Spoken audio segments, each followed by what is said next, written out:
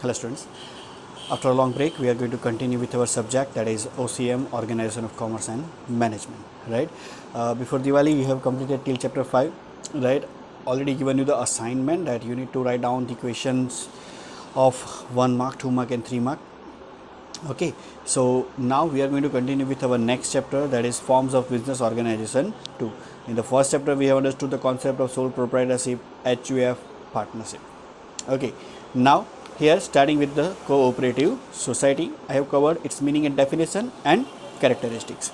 Okay, see we have already understood in the very first chapter that any activity that is carried out for the profit, that is called as business. Here in this sixth chapter, that first form of business organization is cooperative society. Now understood this concept that cooperative society, it is what it is done for the economic upliftment of the members. Their main motive is to provide a service, not the profit. Understand this thing? Okay, right? See, because equal justice, that society, that they are working for the, or the people or a group of people, they are working for the upliftment of the particular specific class, right? They are voluntarily joining the particular organization, that is called as what? That is called as a cooperative society, right? Now what is the main objective of this cooperative society? That is to do the economic upliftment or economic wellness of its members. Okay, whoever the members are, they will be given the particular goods or commodities or services at a cheaper rate than compared to the market rates, right? So that is called as what? That is called as a cooperative society. Now let us understand the definition. That is, it is a form of a business organization in which individuals, they are going to get associated for the upliftment of their economic interest on equal basis. See, the word profit, it is not being used here.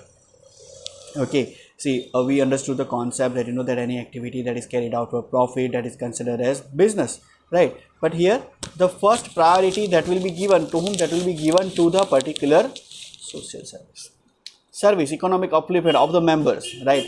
Let me give you an example that if some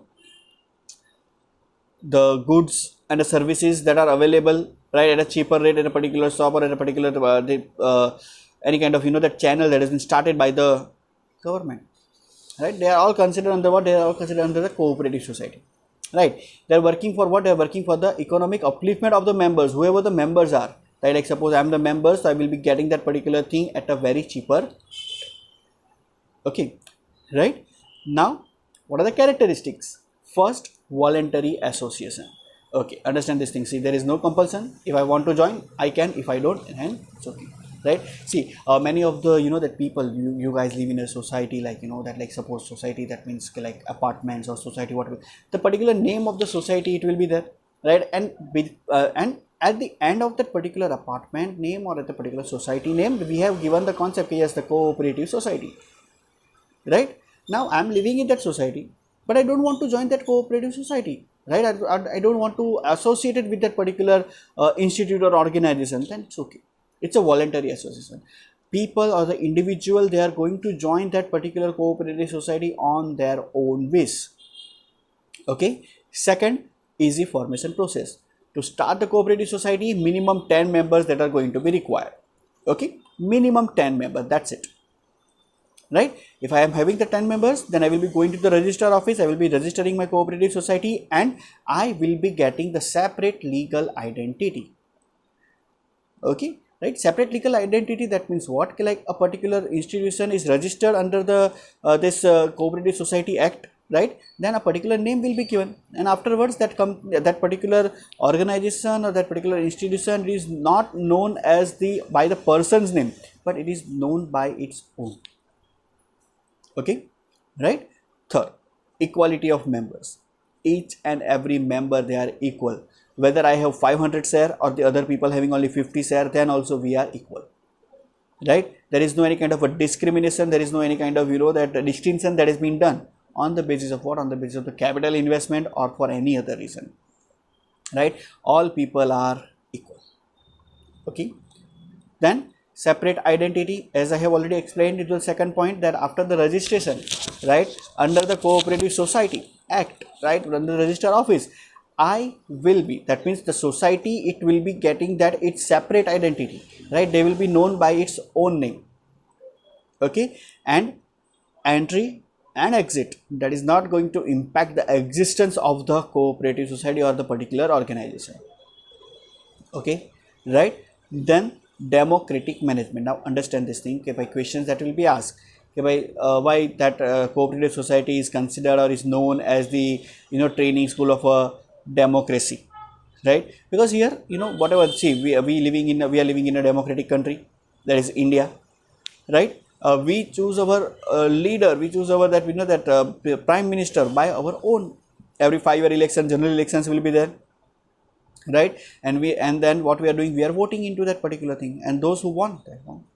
Same way, whatever the decision it will be, who want to be the that president of the cooperative society, who wants to be the leader of the particular cooperative society, that will be chosen by each and every member of the cooperative society. Voting system that will be adopted. Okay, right? So that is why it is considered as a particular that training school for the democracy.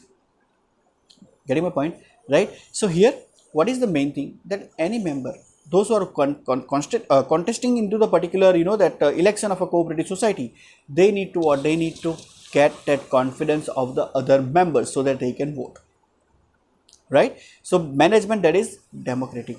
Decisions that will be taken by the mutual discussion under the particular that society members, amongst the society members. Okay, then main motive of service. See, as I already said, okay, by yes, there will be what, there will be first and primary motive is what, the first and the primary motive is to get to give the service to the society, not to earn profit, right? Economic upliftment that will be given, that will be done by the particular cooperative society of its own members, right? Example that is given, a consumer cooperative society, they are going to provide goods and goods of proper quality at a fair price. Fair price, that means it will be available to the members with the particular specific rate which are cheaper than the actual market rate. Okay, right? Then fair distribution of profit. Okay, see, service, okay, fine, but the excess fund, right, that is there as a profit, that will be distributed amongst the members on the equal, right? Or the residual profit, that means like that retained earnings, like suppose I want to that I have earned 50,000 of a profit, right? I will be keeping some amount like 20,000, 30,000 as a retained earning, so that I can use or I can utilize into the future period of time, right? So profit that will be distributed amongst the members, and depends like, yeah, what is the amount of profit that will be retained by the cooperative society. Okay, then low price of share, as the main motive is service, right? So price of a share, that will be very low.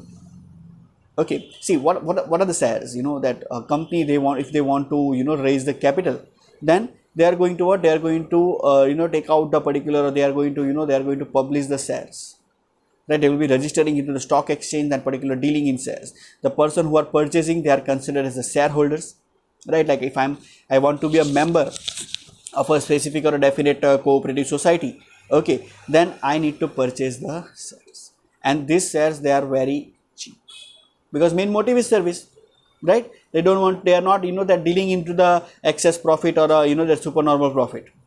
Okay, then ninth and important one, that is voting right per member. See, as I have explained before, that it is not matter, it does not matter that I have 500 share or the other person is having a 50 share, but voting right, that will be limited up to the one person. That one person can cast only one vote.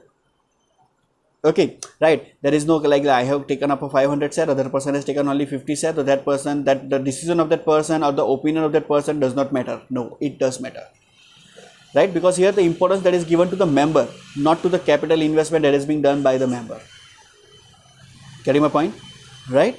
Then separate institution from politics and religion. See, there is no any discrimination that is being made, right, on the basis of religion, caste, sex, or whatever. There is a male or a female, whether it is a that upper caste, lower caste, nothing, right?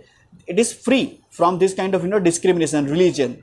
Okay, right? And there is no that politics that will be there, no interference of the government, no interference of the politics that will be there into the cooperative society, right? And last one, that is unrestricted numbers of members.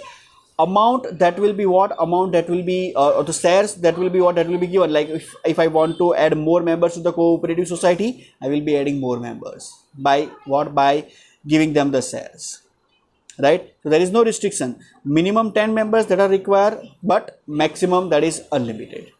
Okay, right? So just go through it, write down the notes in your notebook, right? And if you have any doubt, do let me know. And one more thing, we are calling out the students, right, for the that surprise checking. If anyone found that they are not writing the notebooks regularly, then you must be compulsorily sitting into the school. Okay, right?